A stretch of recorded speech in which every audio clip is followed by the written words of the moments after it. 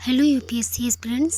तो history optional की इस सीरीज़ में हम लोगों ने हड़प्पा सभ्यता के व्यापार के बारे में पढ़ा था कि उनका मतलब व्यापार कहाँ कहाँ से जुड़ा हुआ था, वो लोग कहाँ कहाँ से व्यापार करते थे। तो हमने मतलब इसका जो थ्योरेटिकल कंटेंट है वो प्रोवाइड करा दिया था। हमने बोला था कि जो मैप के लिए थोड़ी सी जगह छोड़ दीजिएगा, मैप के थ्रू हम लोग समझेंगे कि इन लोगों का व्यापारिक नेटवर्क कहाँ तक फैला था।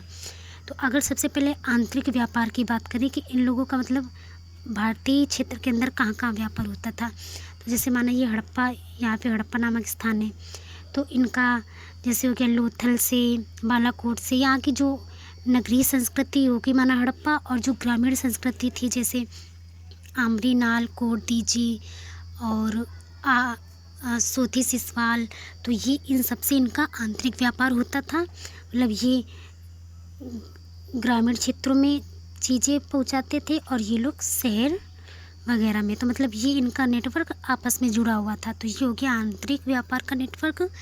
और बाह्य व्यापारिक नेटवर्क की अगर बात करें तो जैसे ये हमारा हो गया भारत, तो ये एक तो हो गया ये स्थल मार्ग से। अब मतलब हड़प्पा सभ्यता को ही क्या बोलते हैं, मतलब इसका अलग व्यापारिक जो हमें स्रोत मिले हैं व्यापार के बारे में जानने के, तो वहाँ पर इसका नाम मेलुहा दिया गया है। तो मतलब मेलुहा का व्यापार कहाँ कहाँ से होता था, दिलमन से और माकन से। तो दिलमन कहाँ है ये, और मागन, दिलमन ये है, मागन को ये यहाँ पर 1 नंबर लिखा हुआ है, यहाँ पर मैंने डिनोट कर दिया क्योंकि यहाँ जगह नहीं थी। तो इनका 2 टाइप से व्यापार होता था, एक होता था स्थल मार्ग से, एक होता था जल मार्ग से। तो जल मार्ग से कैसे, ये अरब सागर से होते हुए, लाल सागर से मतलब यहाँ से होते हुए ये मेसोपोटामिया की सभ्यता में मेसोपोटामिया क्षेत्र में पहुँच गए और इनका व्यापार हुआ। दूसरा स्थल मार्ग से ये लोग क्या करते थे, अफ़गानिस्तान से होते हुए, ईरान, इराक से होते हुए इनका इस तरह ये व्यापारिक नेटवर्क था। तो आज मैप के थ्रू हम लोगों ने थोड़ा समझ लिया, आप इसे अपने नोट्स में ऐड कर लीजिए।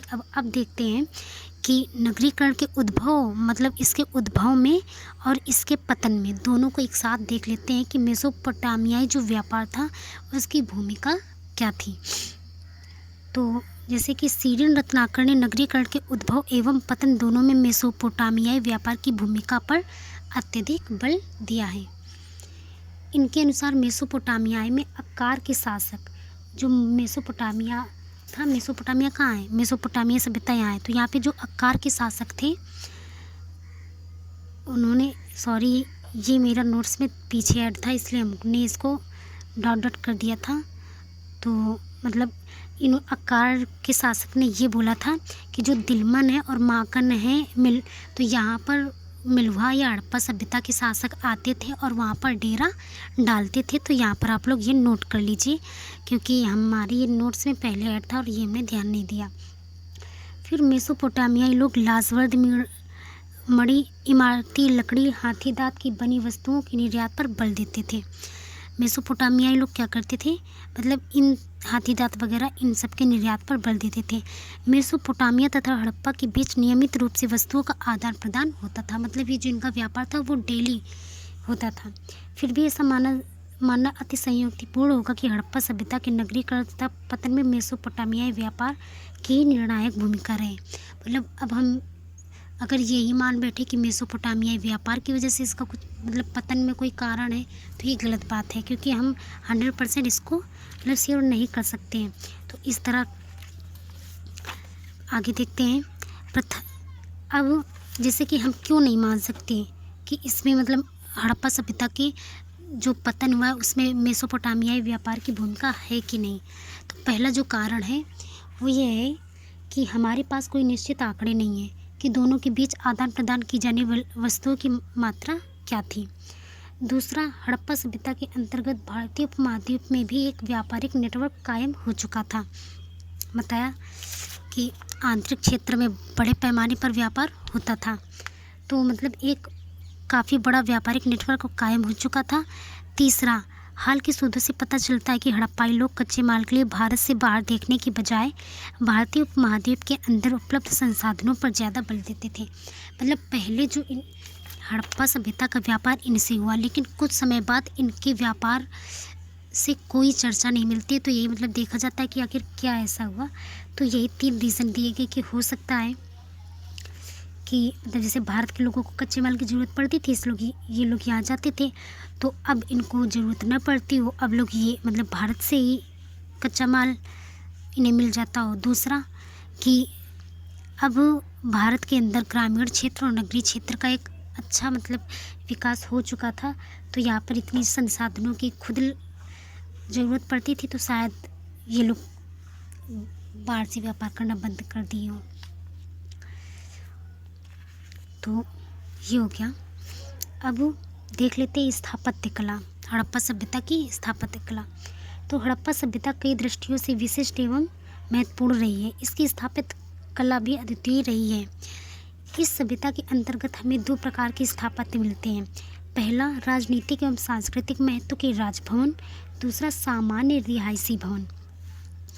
भारत में सर्वप्रथम हड़प्पा सभ्यता में सुव्यवस्थित स्थापत्य निर्माण के साक्ष्य प्राप्त होते हैं।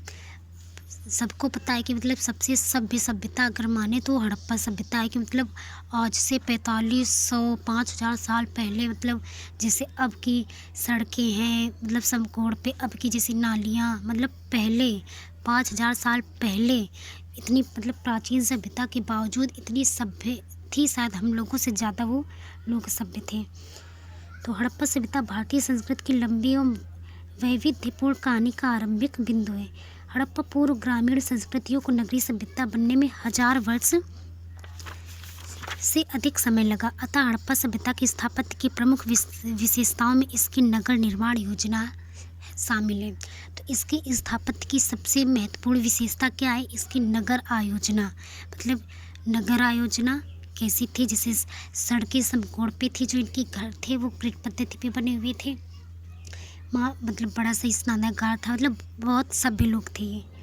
तो अब देख लेते हैं स्थापत्य कला की प्रमुख विशेषताएं। तो पहला नगर स्थापत्य योजना। हड़प्पा सभ्यता के समस्त नगर ग्रिड प्लानिंग के तहत बसाए गए थे, अर्थात आयताकार खंड में विभाजित नगर, जहाँ सड़कें एक दूसरे से समकोण पर काटती थी। मतलब जैसे ये सड़क हो गई, अब यहाँ पर घर, यहाँ पर घर।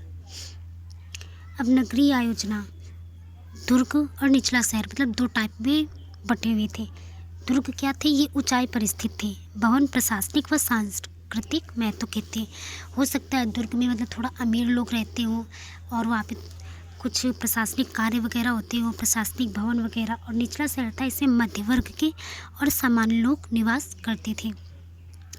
भवनों में पक्की ईंटों के अलावा लकड़ी और पत्थर का प्रयोग किया जाता था। बरामदा घरों के बीचों बीच बनाया जाता था। जलमल निकास व्यवस्था सिंधु सभ्यता की अद्वितीय विशेषता है। मतलब यहाँ पर क्या था, सोचो 5000 साल पहले मतलब ऐसी लोगों ने मतलब इन लोगों की सोच थी कि जो नालियाँ हैं उनको बंद कर दिया जाए, ताकि हम मतलब गंदगी से बचा जा सके, मच्छर वगैरह इन सब से। मतलब कितनी अच्छी सोच थी इनका। ये जो नाली वाली का पानी ये सब बाहर नहीं जाता था। और इनके घर मतलब इतने सभ्य तरीके से बने थे कि जो इनका घर का दरवाज़ा होता था, मेन गेट, वो कभी गेट मेन जो सड़क होती थी उसके पास नहीं खुलता था। मतलब कि बाहर से इनके घर के अंदर कोई भी देख नहीं सकता था।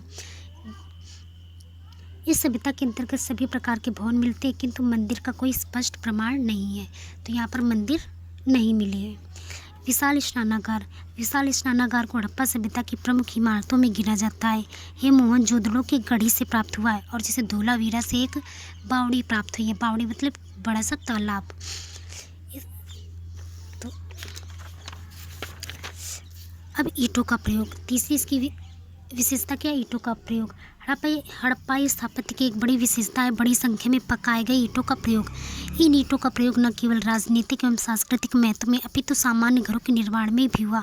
अगर हम विशेषता की दृष्टि से हड़प्पाई स्थापत्य पर दृष्टिपात करते हैं तो हमें यह ज्ञात होता है कि निर्माण कार्य में हड़प्पाई लोगों ने सौंदर्य की जगह उपयोगिता पर विशेष बल दिया। भवनों के निर्माण में जोड़ने वाली सामग्री के रूप में गीली मिट्टी के साथ साथ जिप्सम और डामर का प्रयोग किया जाता था। इस प्रकार हड़प्पाई लोगों ने स्थापत्य निर्माण में भी एक सम्मिलित परंपरा कायम रखी तथा हड़प्पाई सभ्यता ने परिवर्ती काल में भी भारतीय स्थापत्य एवं संरचना को प्रभावित किया। तो ये हो गया हमारा हड़प्पाई स्थापत्य कला। अब देख लेते हैं हड़प्पाई कला क्या थी। किसी भी समाज में कला ये दर्शाती है कि समाज अथवा संस्कृति से जुड़े लोगों ने अपने परिवेश से किस प्रकार साहचर्य स्थापित किया था और मानव ने प्रकृति, ईश्वर तथा जगत के प्रति किस प्रकार की अवधारणा विकसित की थी। हड़प्पाई लोगों की लिपि अभी तक पढ़ी नहीं जा सकी है। अगर लोगों की लिपि हम लोग पढ़ लें तो शायद हो सकता है कि हम लोग उनके बारे में बहुत कुछ जान जाए। फिर भी हम उनकी कलाकृतियों के माध्यम से उनकी विश्व दृष्टि समझने का प्रयास करते हैं। हड़प्पा सभ्यता के अंतर्गत हमें विभिन्न प्रकार के कला रूप मिलते हैं, जैसे कांस्य कला, मणिमूर्ति कला, मनका निर्माण कला, मुहर कला और स्थापत्य कला। कांस्य कला में मोहनजोदड़ो से प्राप्त नर्तकी की मूर्ति, मतलब एक नर्तकी की मूर्ति मिली है, चौंदड़ों से मूर्ति प्राप्त हुई है। हड़प्पाई कला के एक रूप मृण मूर्तियों के निर्माण में देखा जा सकता है। इनमें पशु, पक्षी तथा मानव का प्रतिनिधित्व हुआ है। इस काल में आभूषण के रूप में मनके बनाए जाते थे। अब जैसे मनके हैं तो मतलब काफ़ी ज़्यादा संख्या में मनके प्राप्त हुए। एक कोई जगह है, वो सॉरी मैं उसका नाम भूल गई हूँ, वहाँ से मतलब एक मटका मिला, उसमें 3600 मनके पाए गए हैं। तो इन मनकों का निर्माण गोमेद, फिरोजा, लाल पत्थर, सेलखड़ी जैसे बहुमूल्य पत्थरों से किया जाता था। लोथल चांदड़ों से मनके बनाने के कारखाने प्राप्त हुए हैं। उसी प्रकार हड़प्पाई मोहर भी प्राचीन शिल्पकारिता का महत्वपूर्ण उदाहरण है।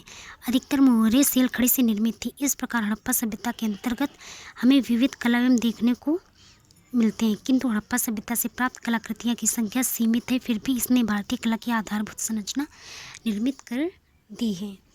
अब यहाँ पर कुछ हड़प्पा सभ्यता से रिलेटेड इम्पॉर्टेंट पॉइंट हैं, तो इनको हमने ऐड कर लिया है। तो हमारा हड़प्पा सभ्यता की स्थापत्य कला, नगर आयोजना कला, ये सब हो गया है। अब कल हम लोग धर्म के बारे में पढ़ेंगे। फिर उसके बाद इसकी विज्ञान प्रौद्योगिकी क्या थी। तो ये सब करने के बाद हम आप लोगों को बता दें कि हड़प्पा सभ्यता तक हो गया। अब हम अगले वीडियो में जब हड़प्पा सभ्यता पूरा कंप्लीट हो जाएगा तो क्या करेंगे, जो कक्षा 6 की NCERT है तो उसके जो हमने पढ़ के शॉर्ट्स नोट्स बनाए हैं उन मतलब एक बार उनका लेक्चर ले लेंगे। तो हड़प्पा सभ्यता तक ये मेंस का हो गया पूरा, और साथ में ही प्रीलिम्स का। तो प्रीलिम्स का जितना इम्पोर्टेंट स्टैटिक मतलब एरिया है उसको अब हम लोग अलग से कवर करेंगे, उसकी एक बुकलेट अलग बना लीजिए। तो अगर वीडियो अच्छा लगा हो तो लाइक कर दीजिए, एक कमेंट्स कर दीजिए प्यारा प्यारा, और थैंक्स फॉर वॉचिंग।